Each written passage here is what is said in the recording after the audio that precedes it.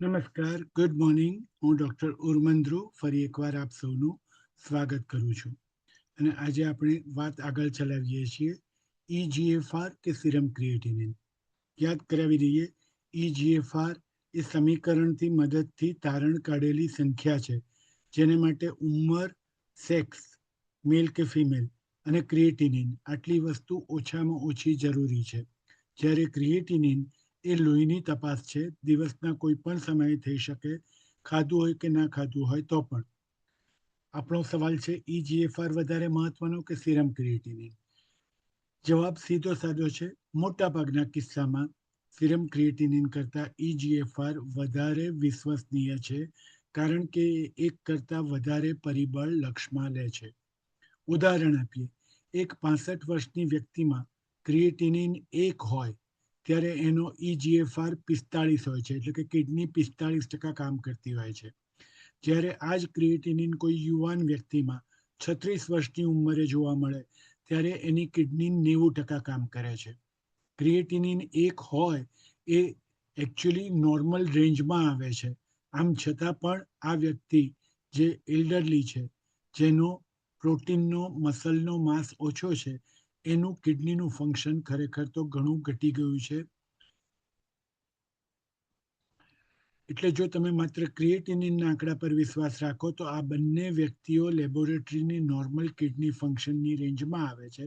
પરંતુ EGFR ગણીએ ત્યારે જ ખબર પડે કે 65 વર્ષની વ્યક્તિનું કિડનીનું કામકાજ 50%થી પણ ઓછું થઈ ગયું છે. ચલો બીજું ઉદાહરણ જોઈએ. 75 વર્ષની વ્યક્તિનું ક્રિએટિનિન 3 દિવસ પહેલા 0.9 હતું. ઝાડા ઉલટી થયા અને હવે ક્રિએટિનિન 3 દિવસ પછી 1.4 છે. બંને આંકડા લગભગ લેબોરેટરીની નોર્મલ રેન્જમાં છે. 1.4 લેબોરેટરીની ઉપરની રેન્જ છે. પરંતુ આ જ વ્યક્તિનો EGFR ગણીએ ત્યારે ખબર પડે કે એનું કિડનીનું ફંક્શન જે 90% હતું એ ઘટીને હવે 45% થઈ ગયું છે, જે ઘણું જોખમી કહેવાય. તો ક્લિયર કટ વસ્તુ છે કે જેમ ઉંમર વધતી જાય છે એમ ક્રિએટિનિન કરતાં EGFR કિડનીનું ફંક્શન બતાવવા માટે વધારે યોગ્ય થતું જાય છે. દાખલા તરીકે આ સ્લાઇડમાં જોઈ શકો છો કે 65થી ઉપરની ઉંમરની વ્યક્તિ ક્રિએટિનિન 1.17, EGFR 60થી વધારે, ક્રિએટિનિન 1.2, EGFR 55, ક્રિએટિનિન 1.3, EGFR 48 અને ક્રિએટિનિન 1.8, EGFR 36, જે ગ્રેડ 3B કિડની ડિઝીઝમાં આવે, જ્યાં આગળ પગલાં લેવા માટે તમે ઘણા મોડા છો. એટલે સંદેશો એટલો જ છે કે માત્ર સિરમ ક્રિએટિનિનના આંકડા પર ભરોસો રાખવા જતાં કિડનીને થઈ રહેલું નુકસાનનું નિદાન ચૂકી જવાય છે. એટલે હંમેશા EGFR કેલ્ક્યુલેટરની મદદથી EGFR માપવાનું રાખો, કારણ કે એ તમારી કિડનીનું કામકાજ બિલકુલ સ્પષ્ટ રીતે રજૂ કરે છે. તો ફરી એકવાર પૂછી લઈએ, તમે તમારો EGFR માપ્યો?